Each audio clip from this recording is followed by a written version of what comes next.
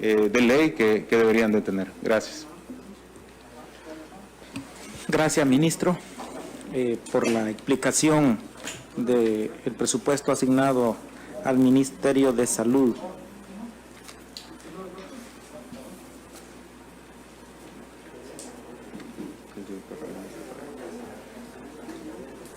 Tiene la palabra Guillermo Gallego, diputado. Bueno, muchas gracias. Bienvenido, señor ministro Francisco Alaví. Gusto de tenerlo por acá. La verdad que las grandes apuestas del presupuesto y del gobierno del presidente Bukele, educación, salud y seguridad. Yo primero quiero felicitarlo, de verdad yo me siento muy orgulloso de cómo el señor ministro y todo el personal de salud atendieron y le han hecho frente a la pandemia del COVID. Creo que nos ubicamos como uno de los países más exitosos en este tema. Sin embargo, pues todavía se siguen reportando casos y como usted decía, una de las prioridades es en el presupuesto 2021 es poderlo erradicar. Y por otra parte, pues la decisión presidencial del presidente Bukele de ser de los primeros en poder optar a la vacuna. Allá por febrero y marzo la vamos a tener, Dios mediante, y sigue avanzando el proceso que se lleva a cabo en este laboratorio, los laboratorios, porque al parecer habrán otros laboratorios que también la van a suministrar al país. Yo he escuchado de muchos médicos que hoy en día la infraestructura hospitalaria ha cambiado.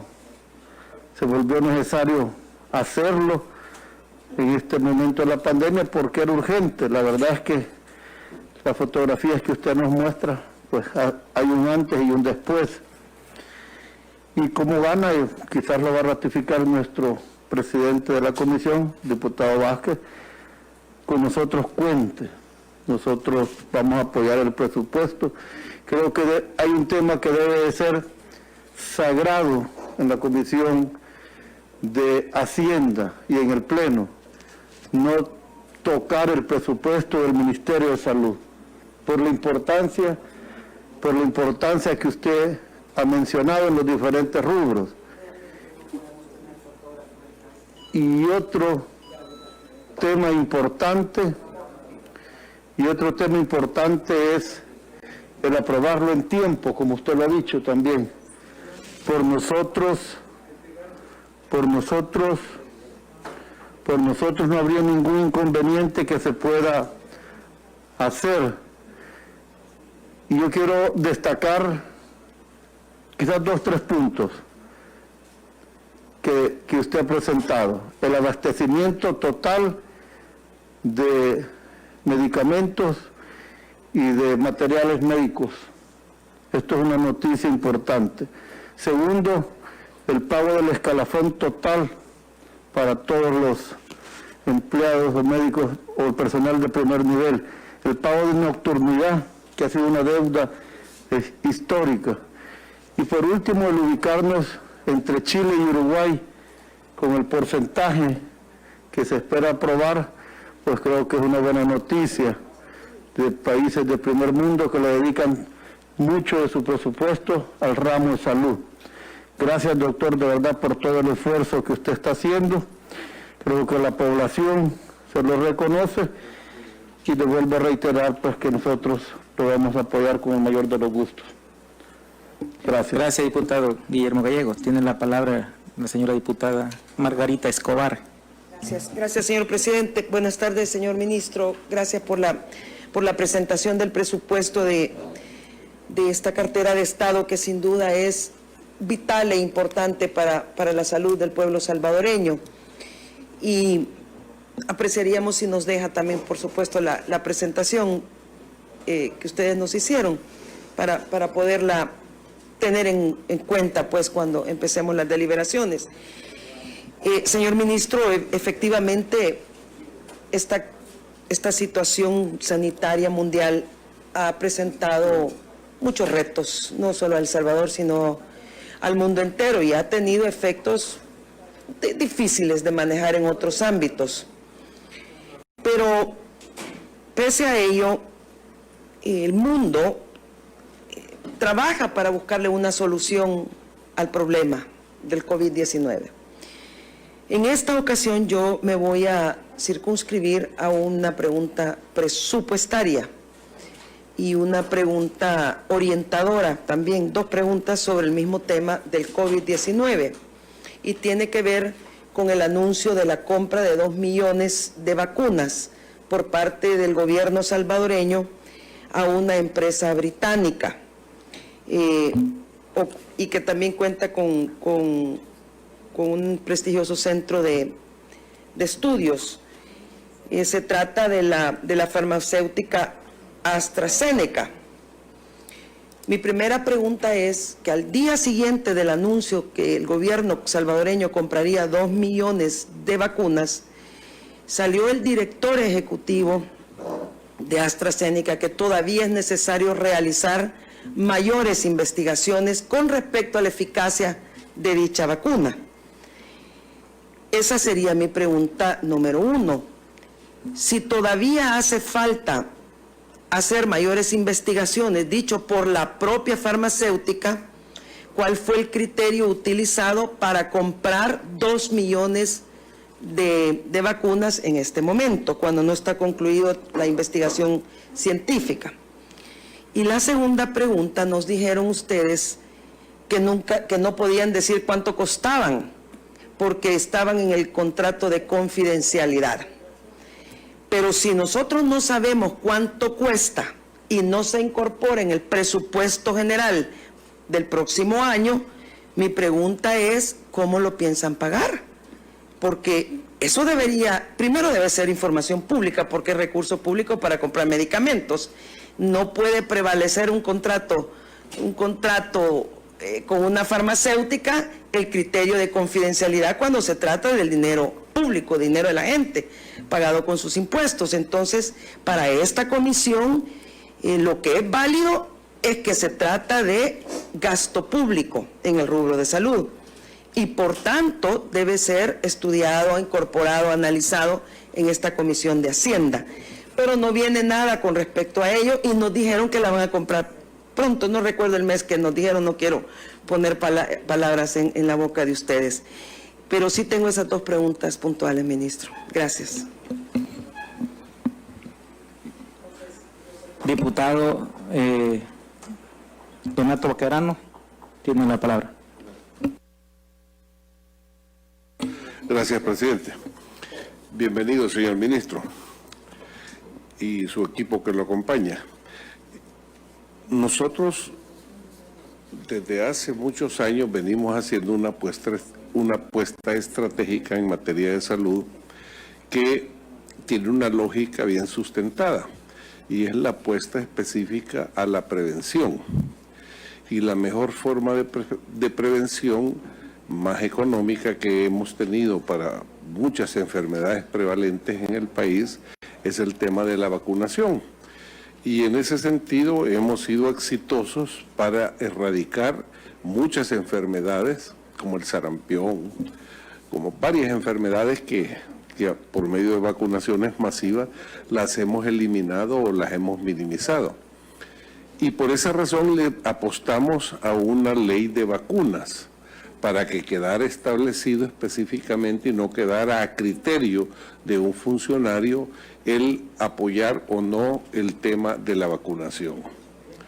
Por esa razón, en la ley de vacunas está establecido que se creará un fondo determinado para la compra de vacunas y que me alegro ahora que se ha implementado también dentro del esquema del Ministerio de Salud la vacuna contra el papiloma, puesto que es una vacuna que en otros países ya tienen años de estarla utilizando y que ha venido a disminuir enormemente el cáncer de la matriz, que era uno de los grandes flagelos que teníamos en el país. Pero la pregunta va encaminada específicamente en eso, en la ley de vacunas, porque la ley de vacunas establece que el 1% del presupuesto general de la nación del año fiscal recién pasado va a provisionarse para el tema de vacuna. En este caso, el presupuesto de este año es de 6.421 millones. Correspondería entonces que debería de provisionarse una cantidad de dinero alrededor de 64.21 millones de dólares para la compra de todas las vacunas. Es más, incluso ahí pudiésemos entrar también en el tema que bien lo ha mencionado la diputada Margarita Escobar, para tener fondos para comprar la vacuna que tanto está esperando la humanidad, como es la vacuna del COVID-19. Así que yo quisiera saber si realmente se ha hecho esa provisión de 64.21 millones que lo establece la ley de vacunas. Por otro lado también, por el mismo tema de la pandemia y de las necesidades hospitalarias que tenemos en el país, no podemos pasar desapercibido que cuando ustedes iniciaron su gestión encontraron el provisionamiento de un dinero para la construcción de 2 hospitales. Uno de ellos era Rosales y el otro era el hospital de la zona norte de San Salvador, que no se tenía identificado el lugar todavía, pero gracias a un préstamo que se dio, estos 2 hospitales iban dijéramos, en la construcción de ese mecanismo de empréstito que se había construido. Entonces, si ya teníamos el dinero y hemos tenido necesidades de la construcción de nuevos hospitales, quisiera que nos informara cómo va el avance en el tema de la construcción del nuevo Hospital Rosales. Sabemos que una de las áreas a construir es donde estaba antes el hospital de maternidad, y se ha votado. Yo observé con mucha alegría cuando ustedes visitaron el lugar y dieron por inicio la demolición, pero ya no hemos visto que se ha avanzado en el tema pues, ¿verdad? Como comunicacionalmente para la población no se ha visto el avance en ese sentido. Yo quisiera saber cómo va esas dos obras importantes, que es la reconstrucción del Hospital Rosales y la construcción del hospital de la zona norte. Y además de eso, había un componente de ese préstamo que iba al fortalecimiento de la atención primaria en salud en el área del Gran San Salvador, que hoy a estas alturas, con una pandemia, nos serviría de mucho, puesto que se puede trabajar en la prevención activando todo un mecanismo de atención primaria en salud. Quisiera saber cómo quedó eso de la construcción de los ecos que serían programados en ese préstamo también. Gracias, presidente. Gracias, diputado Baquerano. Tiene la palabra la señora diputada Yancy Urbina. Gracias, presidente. Muy buenas tardes, señor ministro y el equipo que le acompaña. Quiero dos consultas.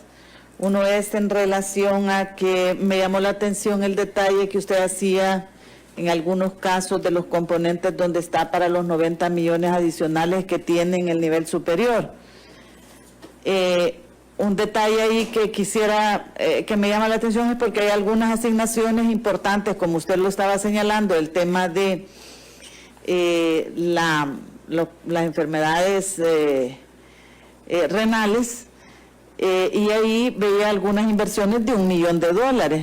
Entonces, el nivel digamos, importancia que usted le da en su narrativa me llamó mucho la atención, pero cuando lo vamos a ver ahí, el nivel de asignación en algunos casos es de $1 millón, y quería saber ahí cómo debemos entender esa asignación en orden presupuestario.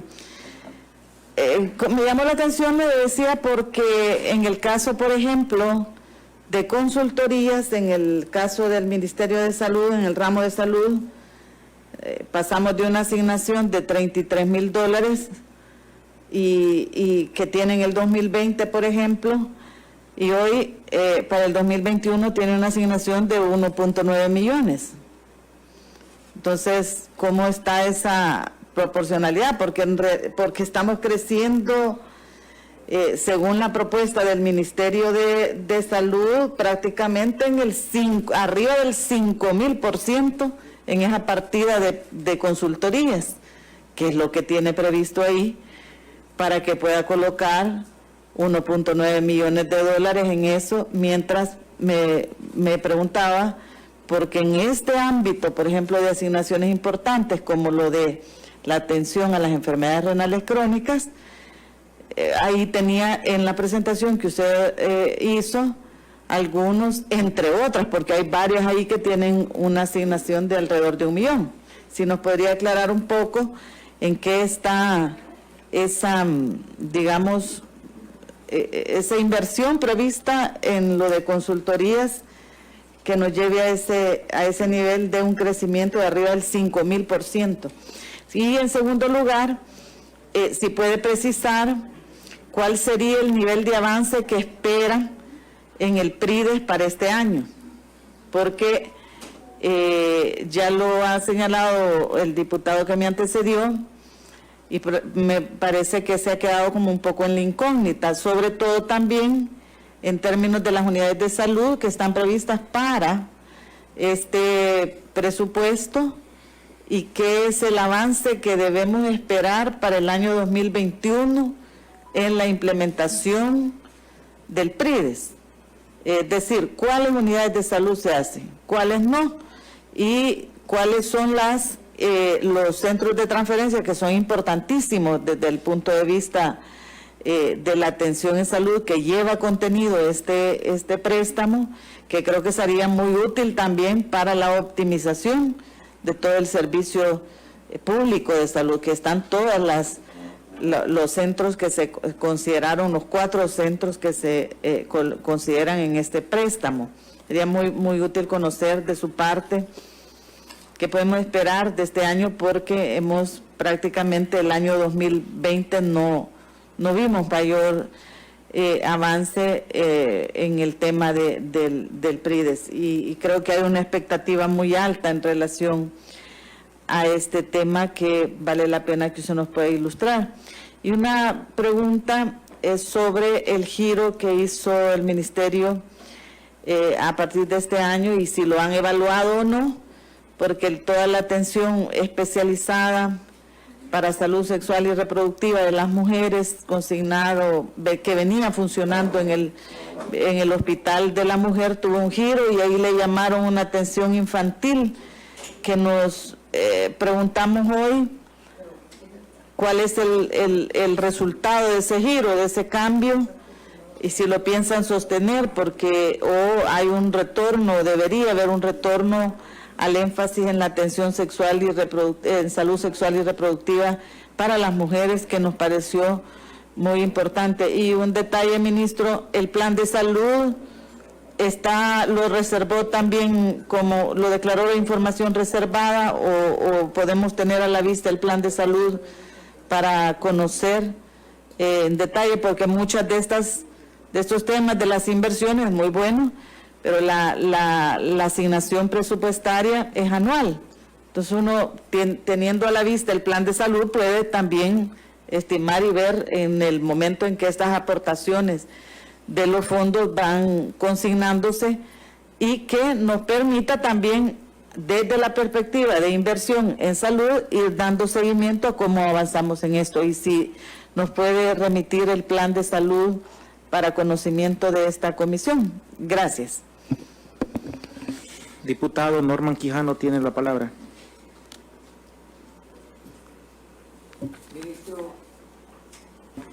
Ministro y su equipo, bienvenidos.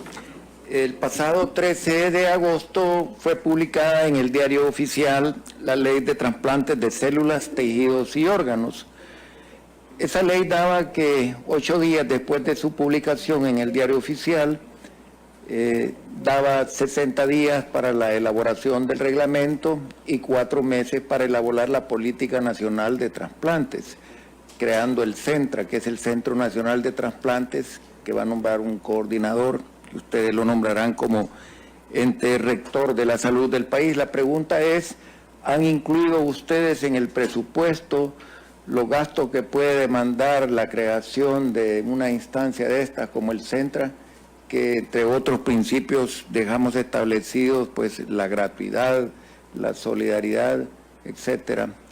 Eso, ministro, gracias. Gracias, diputado Quijano. Diputado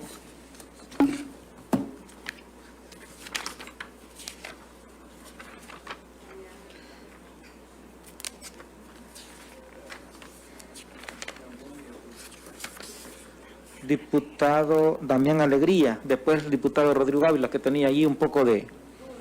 ¿Quién estaba de primero? Bueno. Gracias, presidente.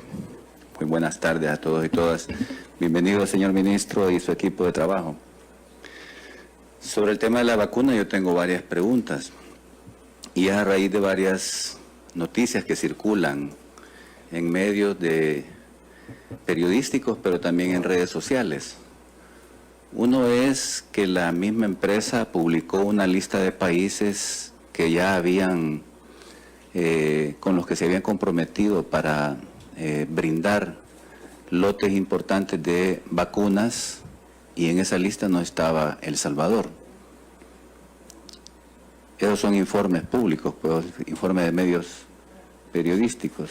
Contrasta con la afirmación del presidente de que ya tenía reservado una cantidad de 2 millones de dosis de esta vacuna. Segundo, ellos mismos aceptan de que están todavía haciendo pruebas para la vacuna. Y entonces surge la pregunta natural de si ya está suficientemente probado como para decir es la vacuna apropiada, porque también circula la noticia de que son más de 190 versiones de vacunas que hay. No sé si eso sea cierto, pues, pero de la información que circula normalmente es esa, y que solamente 11 están siendo testeadas y que van por buen camino. Pero la otra que preocupa también es que la misma empresa dice que no se hace cargo de las consecuencias que pueda tener la vacuna, porque ellos mismos dicen que todos los laboratorios y la industria farmacéutica está siendo sometida a grandes presiones, y uno puede entender pues la demanda que hay de la población mundial por tener vacunas, pero que esto está haciendo que muchos laboratorios estén saltando de alguna manera o rompiendo algunos procedimientos para tratar de ser los primeros que tienen la vacuna. Y entonces, si la misma empresa dice que no se hace cargo de las consecuencias que pueda tener esta vacuna, es un tema también que genera dudas, inquietud, porque podría ocurrir también de que con estos agentes de las vacunas haya otras consecuencias a futuro. Sé que también puede haber mucha especulación, pero la última es la que tiene que ver con que la decisión de comprar esta vacuna se hizo sin tomar en cuenta al Consejo Asesor de Vacunas que tiene que ver pues con la decisión de compras de ciertos medicamentos. Estas son las preguntas que yo quisiera hacer, aprovechando su presencia, señor ministro, sobre el tema de la vacuna. Pero también creo yo que el otro tema, que ya lo han mencionado mis colegas acá, y que tiene que ver con el préstamo al Banco Interamericano de Desarrollo, que tiene por nombre Salud Integral 2, que tenía contemplada la construcción del Hospital Rosales Nuevo, con un edificio grande, y el hospital de la zona norte. En la especulación, en las redes sociales y en un montón de medios, es que este dinero desapareció. Pero también en las noticias, en la prensa gráfica del año pasado, aparece la noticia de que en agosto el presidente recibió este el primer envío de estos fondos.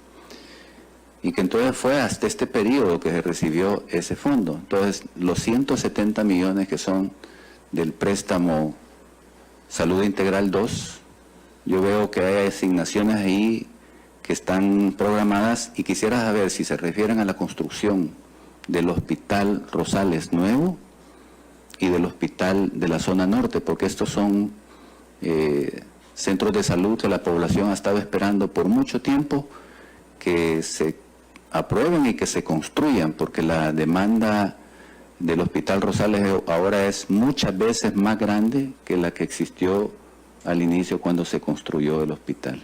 Muchas gracias. Bueno, muchas gracias, diputados. Y ya hemos cerrado la lista, diputado del diputado Rodrigo Ávila. Lo que pasa es que usted me levantó la mano. Ok, tiene la palabra, diputado Ávila. Sí, muchas gracias, señor ministro. Ya algunos colegas, yo solo lo pondré de manera puntual, ya algunos colegas preguntaron esto o hicieron comentarios. Entiendo que se modificó el presupuesto del 2021 y de manera puntual la pregunta cuánto va para vacunas en el presupuesto 2021, pero vacuna específica COVID-19, porque obviamente ahí se tiene que cubrir, como decían otros colegas, lo que son todo el esquema de vacunación normal. ¿Y cómo se modifica esto con el 2020 comparado con el 2021? Y si se pudiera, obviamente ese detalle, yo sé que es un detalle un poco complicado, que lo dé aquí, pero si lo tienen le pediríamos que nos lo haga llegar, el detalle de los, también de lo que ahí hablaba del tema de inversión en insumos, medicinas y otros productos químico-biológicos y vacunas. O sea, quizás poder desglosar eso, porque también en el proyecto de presupuesto viene un poco general, o sea, cuáles son esos insumos. Y la última pregunta, si ya se tiene definido el lugar específico para el hospital de la zona norte, o sea, estamos hablando aquí del préstamo de 170 millones del BID, si ya tienen lugar, digamos, específico en cuanto al terreno. Esas eran algunas preguntas, señor ministro. Bueno, ya hemos cerrado, pero la diputada me está solicitando ahí la palabra. Diputada Anabel Belloso tiene la palabra y aquí luego le cedemos la palabra al señor ministro de Salud. Gracias, presidente. Seré breve. Gracias y muy buenas tardes al señor ministro. Solo un par de preguntas. Una, también ya estaba aquí anotada y lista para hacerla, pero coincidimos como grupo parlamentario con el diputado Rodrigo Ávila en el sentido que si se puede hacer un desglose de cuánto es el monto destinado para vacunas, cuánto para medicamentos y cuánto para insumos médicos, porque efectivamente la cifra está en un solo dato. Eso por un lado. Luego respondo rápidamente, en el caso del hospital de Nejapa ya el terreno ha sido donado por parte de la alcaldía, ya está establecido que ahí será el hospital de la zona norte. Diputado Ávila, aprovecho para responder en ese sentido. Y lo otro es una inquietud que surge a raíz también de la pregunta que hacía mi compañera Yancy Urbina en el sentido de la línea presupuestaria que antes existía en cuanto al fortalecimiento de la salud de las mujeres, que más allá, y nosotros insistimos en el marco del presupuesto 2020, de ver a la mujer solamente como en el ámbito reproductivo, porque en el caso del programa de desarrollo infantil temprano se dice mujer embarazada, pero que con aquellas mujeres que no están embarazadas, pero que también requieren atención especializada. Si eso se recupera en este presupuesto 2021 y algo específico por datos recientes y sobre todo en el marco de la pandemia que también son muy alarmantes y nos revelan una problemática que hay que prestarle atención desde todos los ámbitos, pero especialmente en salud, con el caso de las niñas y adolescentes embarazadas, que además es una atención que debe ser pues especializada por la condición en la que muchas, por lo general, tienen embarazos producto de agresiones o de violaciones. Y nosotros hemos conocido, según datos e investigaciones periodísticas, que solo en los meses de las pandemias esas estadísticas se han pues disparado lastimosamente, y antes existía una estrategia nacional y una política. Yo no sé si eso está vigente todavía, si existe, porque hemos también tenido conocimiento de parte de algunas organizaciones que dan seguimiento al tema, que no hay acceso, digamos, a la información oportuna, como para tener los datos certeros y saber si eso también está incluido dentro de alguno de... Yo sé que no todo el detalle está acá en lo que se presenta en el presupuesto, por eso pregunto si hay alguna línea o un programa específico también para atender esa realidad que todavía está afectando el desarrollo, y ahí sí desarrollo integral también de nuestras niñas y adolescentes y jóvenes, ¿verdad? Gracias, presidente. Gracias, diputada Belloso. Tiene la palabra el señor ministro y su equipo. Gracias a todos. Bastantes de las preguntas tienen que ver entre ellas, y quizás iniciar por la vacuna. Con pues la diputada Margarita Escobar, en el sentido de aclarar las declaraciones que dio el CEO de AstraZeneca fueron bien puntuales y decían de que ya se había comprobado la efectividad, que se iban a validar esta información. No decía de que todavía estaba en duda si este resultado de efectividad fuera o no. Se van a validar los resultados y en ese sentido, pues esa efectividad está comprobada en el análisis. Van a incrementar un brazo en la prueba, en el estudio que se está realizando a mayores de 55 años. Internacionalmente se sabe que a mayor edad, mayor efecto de inmunidad genera la vacunación, con lo cual, pues las declaraciones que dio a Bloomberg Pascal Soria, que es el CEO de AstraZeneca, dan ese comentario hacia el hecho de que se continúa la fase 3 de investigación, y esto es por todas las entidades farmacéuticas que están en la expectativa de la formulación, creación y distribución de la vacuna. Es importante conocer, existen fases para poder aprobar una vacuna, que van desde las fases preclínicas, la fase 1, la fase 2, la fase 3 y una fase 4, que es el seguimiento.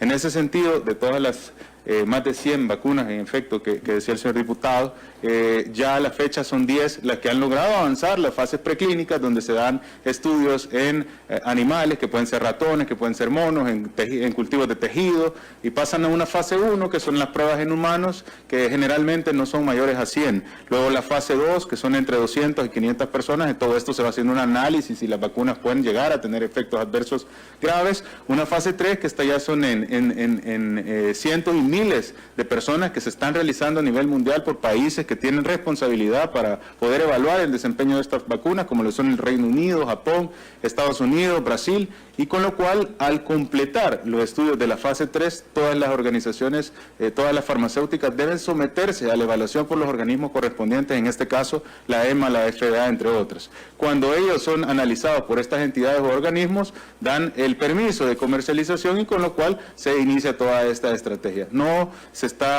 Debemos tener claro en este momento, se ha hecho un convenio con lo cual pone esa prioridad al país para poder accesar con la misma prontitud que potencias mundiales en el momento en el que los organismos internacionales que antes mencioné avalen o permitan la comercialización de la vacuna, con lo cual queda evidente que no es una prueba la que se va a realizar en el país. Otra parte muy importante de mencionar es en el momento de que se inicia toda esta carrera por la pandemia, también se designó por parte de las diferentes organizaciones grupos especializados para poder ir viendo los avances.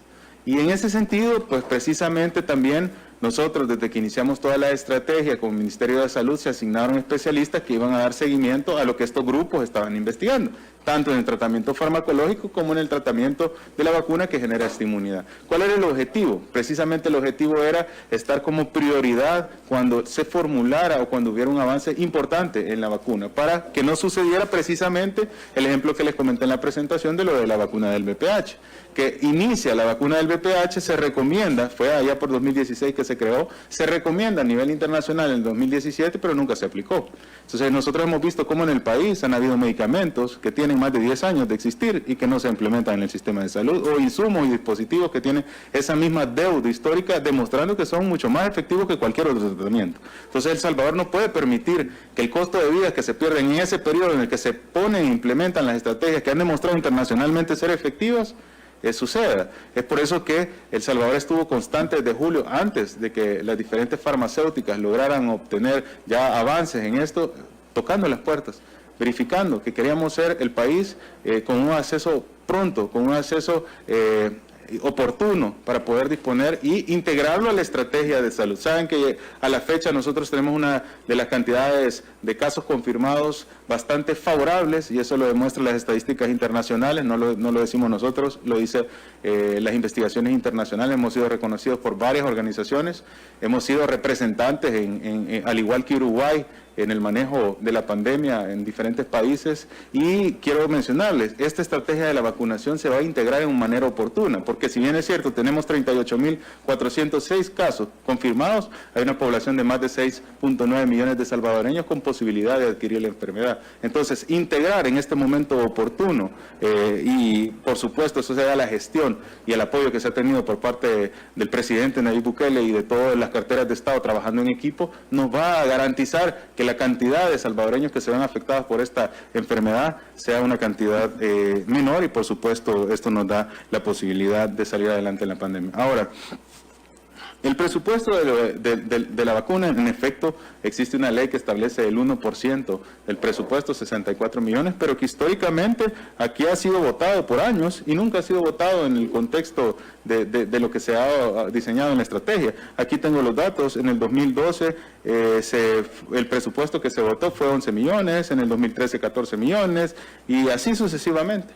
Entonces, a pesar de que la ley está estructurada del 1%, aquí fue donde se ha avalado ese presupuesto y donde no se ha cumplido esa ley. Y sabemos también que ha sido diseñado de una manera en la cual pues no se tiene en cuenta la realidad de los medicamentos, o en este caso las vacunas que están siendo distribuidas. Quiero aclarar, en efecto, tenemos un muy buen sistema de vacunación, uno muy bueno, diría yo, el mejor en la zona de Centroamérica y uno de los mejores en América Latina, pero todavía tiene deficiencias que pueden mejorar. Y en ese sentido se está haciendo todas las intervenciones para poder incluir estas estrategias, como es el caso de la vacuna del virus del papiloma humano. Ahora, definitivamente el hecho de ser un país que estuvo en el momento oportuno tocando las puertas ha logrado generar que el país tenga una modalidad o unos beneficios bastante favorables en la manera de la adquisición de esta vacuna. Quiero aclarar, todavía no se ha hecho ningún desembolso en el contexto. Todos sabemos que para poder iniciar el uso de la vacunación debe haber autorización por parte de los organismos que mencioné, como la EMA y la FDA.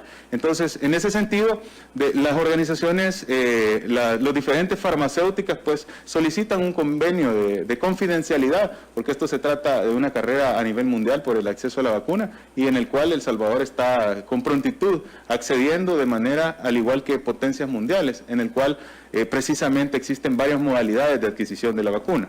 Hay tres: la modalidad nacional, la modalidad agrupada y la modalidad global. En la modalidad nacional es precisamente lo que ustedes están observando. Ya se tiene un convenio, se han firmado 2 millones de dosis con AstraZeneca, y también se encuentra en pláticas con diferentes farmacéuticas que también están en las principales investigaciones a nivel internacional de esas 10 vacunas que tienen a la cabeza.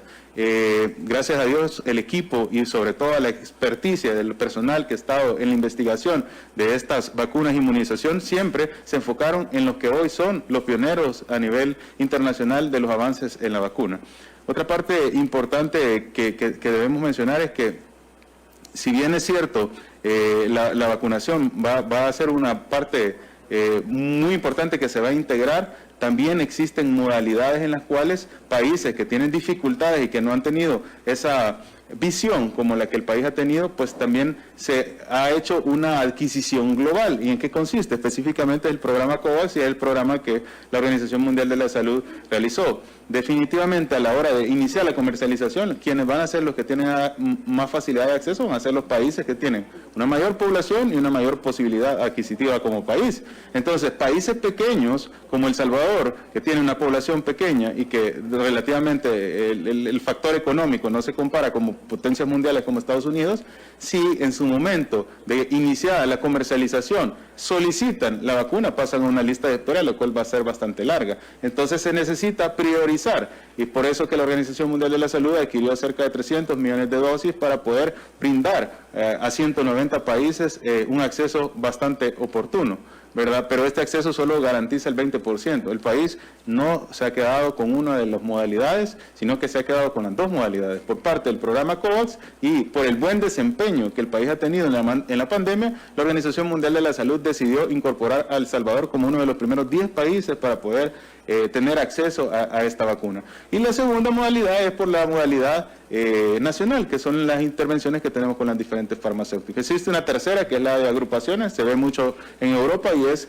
como que si la región centroamericana se hubiera sumado para poder hacer una compra conjunta, caso que no sucedió. El hecho de haber decidido dos modalidades de las tres nos permite tener la facilidad de recibir con prontitud de la vacuna.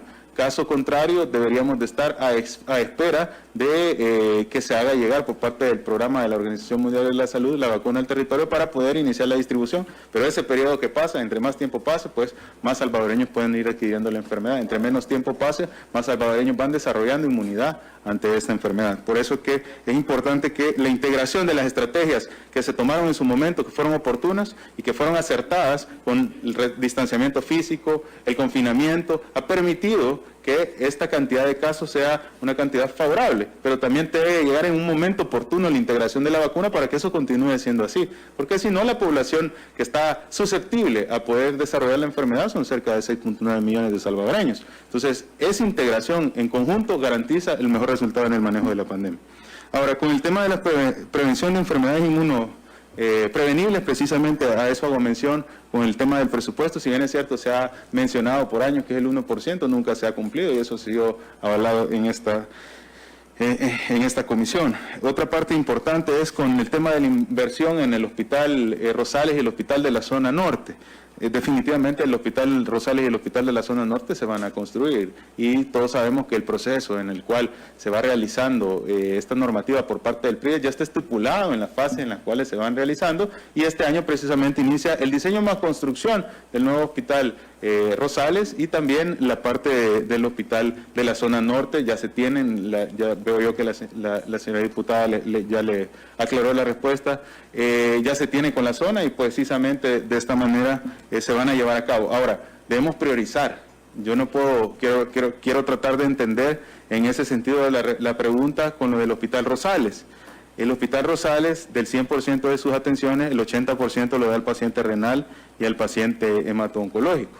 Entonces, en ese momento, pensar en que también debemos de ponernos en la construcción en momento del Hospital Rosales, pues en medio de una pandemia que ha necesitado todos los recursos de salud, es un poco difícil, y debe de tener comprensión en que, si bien es cierto, las estrategias se continúan realizando, este periodo del año ha sido un periodo que nunca antes se había visto. Obedece a razones muy propias de la pandemia el hecho de que se tengan que diferir o que se tengan que anticipar ciertas acciones que vengan en beneficio de la situación en la cual el país se encuentra, específicamente de la situación ante la pandemia. Otro de los puntos importantes que nos mencionaba la señora diputada era el tema de por qué, si bien hacemos mucho énfasis en la enfermedad renal, en la presentación ella logra visualizar solo 1 millón. Pero quiero aclararle, si se percata, ahí en la presentación decía tamizaje. Se va a invertir $1 millón en tamizaje. No quiere decir que la estrategia de la prevención renal se va a hacer solo con el tamizaje. Por eso mencionaba que existen 3 partes. La primera de ellas es la promoción de la salud y la detección oportuna. En la detección, solo en el punto de detección oportuna, hablamos de las pruebas de tamizaje.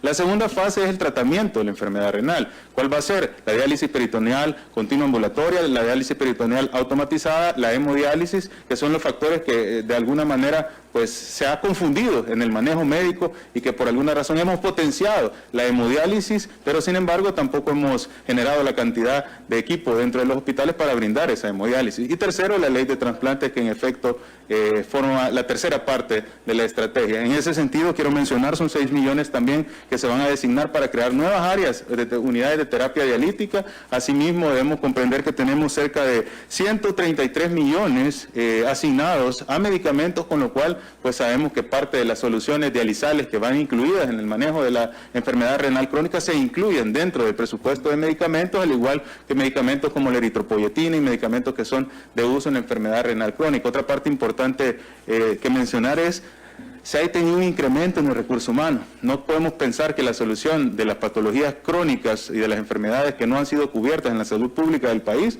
solo se van a atender con medicamentos. El recurso humano es muy importante porque para poder avanzar en el desarrollo de la atención de la diálisis peritoneal continua ambulatoria necesitamos que el recurso prepare a los familiares y a los pacientes que han desarrollado esta enfermedad de cómo manejar su catéter blando, de cómo ir a hacer los cuidados básicos dentro de su hogar para que al momento en el que se le dé la distribución de sus dializales, que son las bolsas con las cuales se realizan la diálisis, que van a ir a disponer en los diferentes lugares designados, ellos puedan cumplir con esa terapia dialítica con el menor de los riesgos posibles.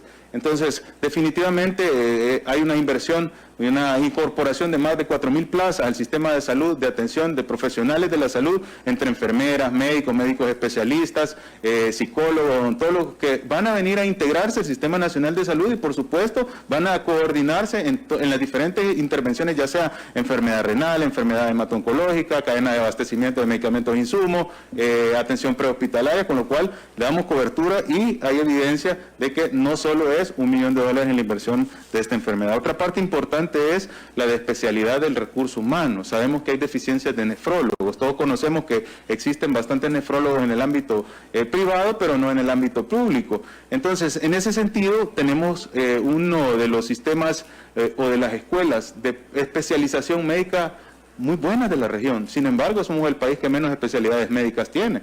Entonces, evidentemente necesitamos incrementar la cantidad de especialidades y la cantidad de plazas por especialidad para poder incrementar el personal especializado y después distribuirlo a la necesidad del Ministerio de Salud. Con lo cual, ahora, al tener, eso va a ser un cambio mediano y a largo plazo, al tener mucho más especialistas en nefrología, quiero aclarar, hemos aperturado el programa de nefrología en el Hospital de Santa Ana, ¿verdad?, con residentes de nefrología, en el hospital también Rosales, que ya se contaba con nefrología, hospitales como el Hospital Sacamil, que van a contar con unidades dialíticas, van a tener también nefrología, y estos profesionales de la salud, al ser graduados, van a ser redirigidos hacia uno de los hospitales periféricos o una de las áreas asignadas, por supuesto, con todo el pago correspondiente, en lo que el sistema de salud pues se va fortaleciendo con especialistas y de esta manera pueda brindar la atención en las zonas periféricas y no necesariamente todo se tenga que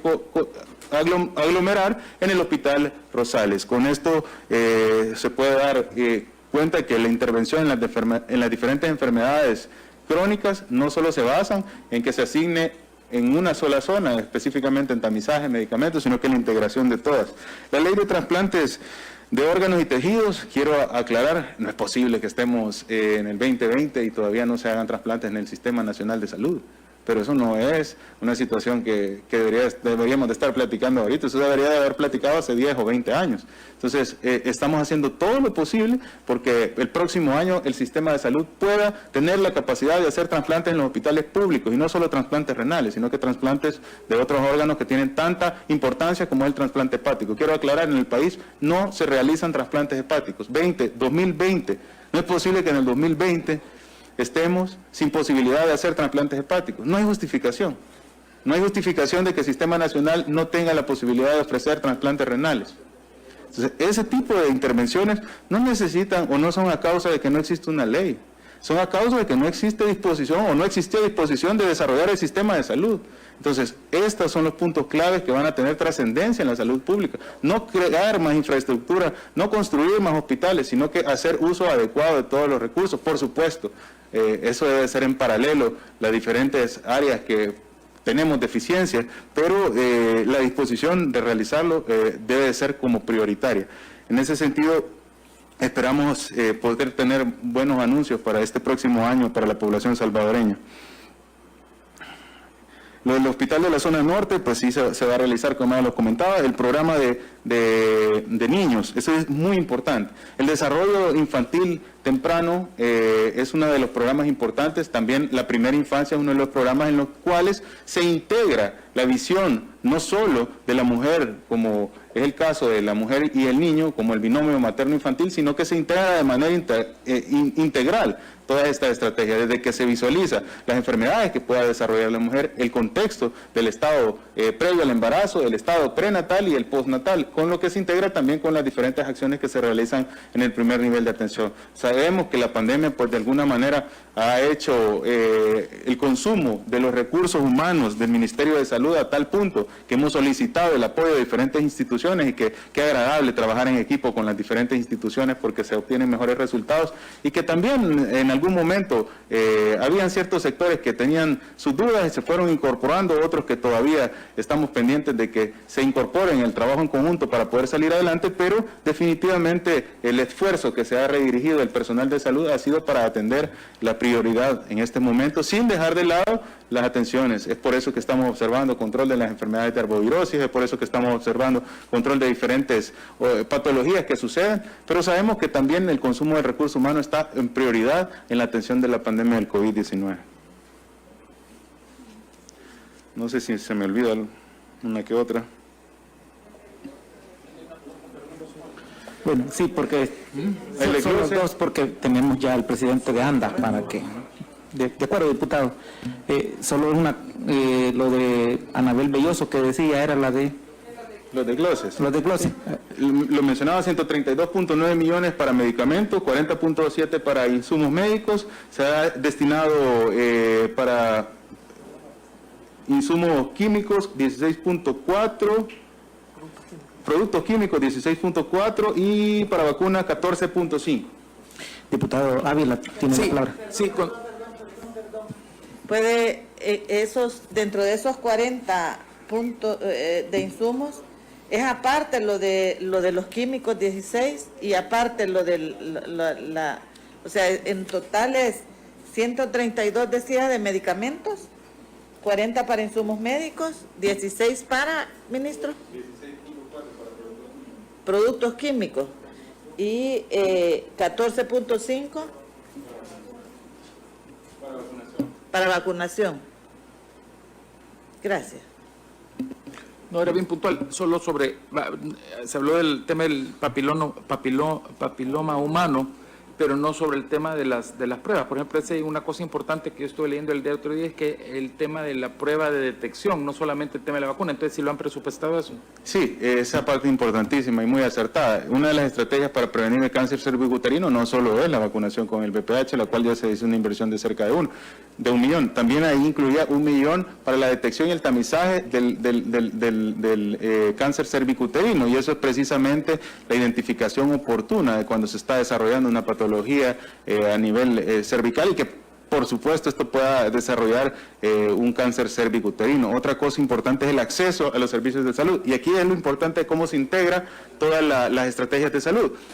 Sabemos que el tamizaje es la detección oportuna, que ya tiene una inversión. Sabemos que la vacuna pues genera una protección a la población, pero también tener un sistema de salud que tenga especialistas que puedan dar atención a las lesiones precancerosas que existen en el marco, en este caso, del cáncer cervicuterino, es muy importante. Por eso, la inversión en recursos humanos, la inversión en especialización de los recursos, la inversión en equipo de tecnología como la colposcopía, nos permite a nosotros dar atenciones previas o atenciones en el momento oportuno en el cual se pueda prevenir el desarrollo de estas enfermedades, como es la atención de las lesiones precancerígenas en el cáncer cervicuterino, y de esta manera disminuir la posibilidad de una de las patologías que está generando más pérdida de vidas en la población femenina en el país.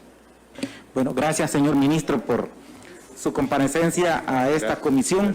¿Verdad? Le agradecemos el tiempo y, por supuesto, pues, gracias. Nosotros como grupo parlamentario estamos listos para apoyar el presupuesto de salud.